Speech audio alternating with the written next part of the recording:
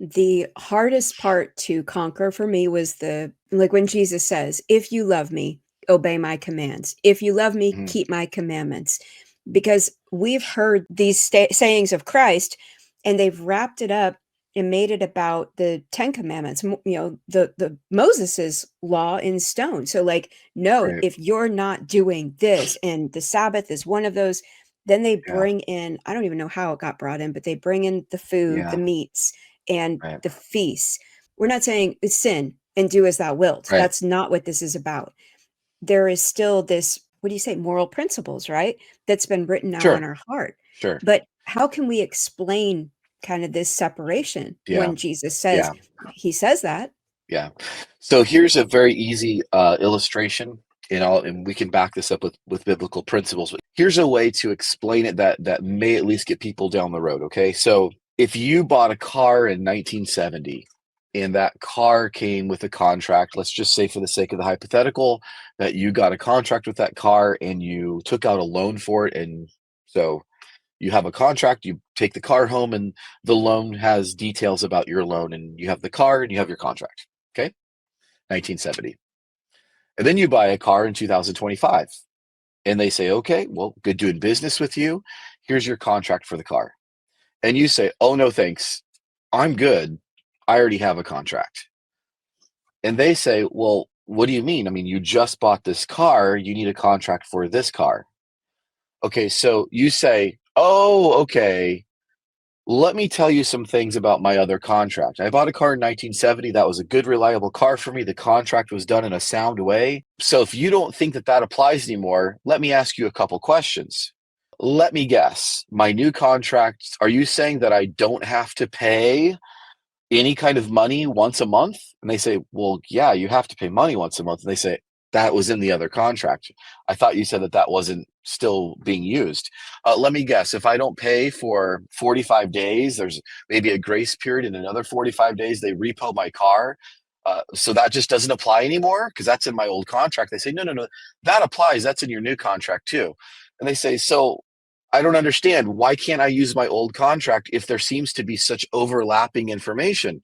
They say, but there's details that are different. Like your APR is different. Your length of the loan is different. I mean, your banking information is different.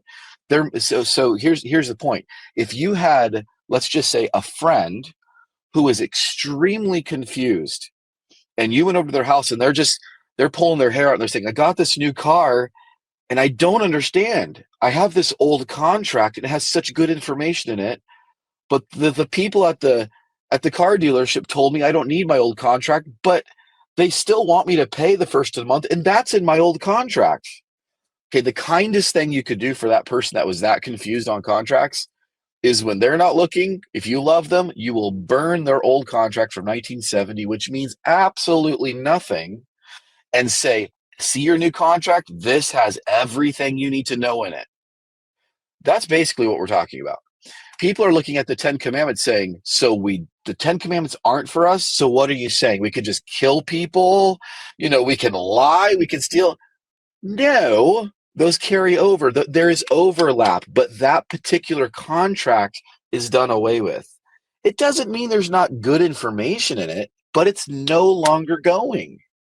And so when people try to say, let me guess, I can say whatever I want and I can not put the Lord God first and I can have other gods before him. And they say, of course you have to do those things. So guess what? We smuggle in the Sabbath day with it because these other nine seem like they're kind of still valid. And by the way, he said to keep the Sabbath day forever.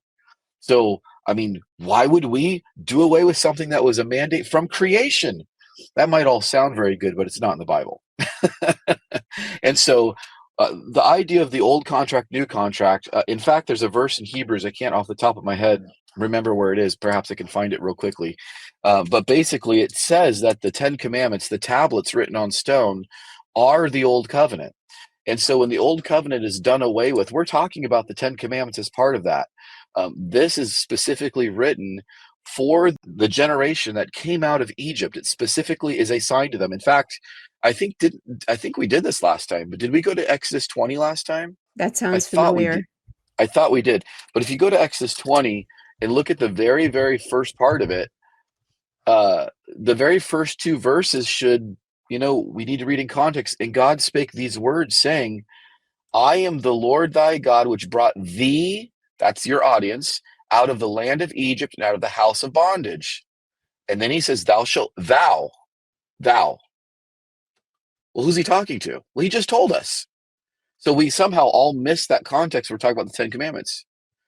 Wow. Now, I think the Ten Commandments might be, a good guideline, but when you smuggle in the Sabbath day and you're bringing in Old Covenant with it, then you're not reading in context. It just so happens, by the way, if you take the four Gospels and you line them all up and you look at the parallel passages, 9 of those commandments are repeated in the New Testament, but the Sabbath is not.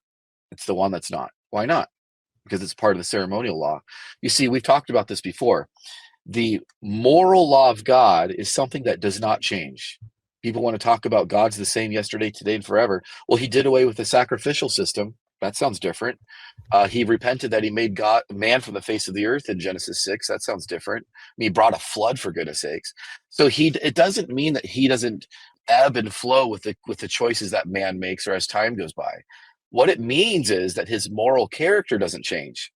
And so lying was wrong before the Ten Commandments were given, and lying is wrong today, and lying will always be wrong.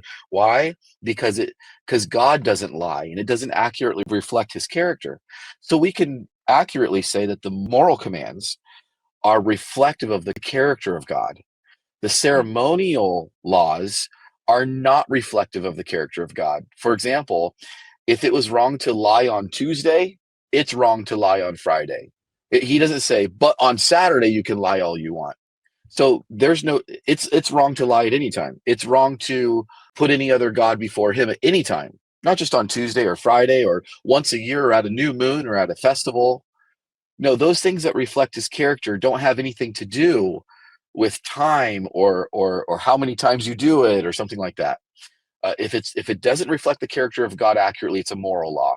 If it has something to do with a religious act to appease God's wrath, it's a ceremonial law.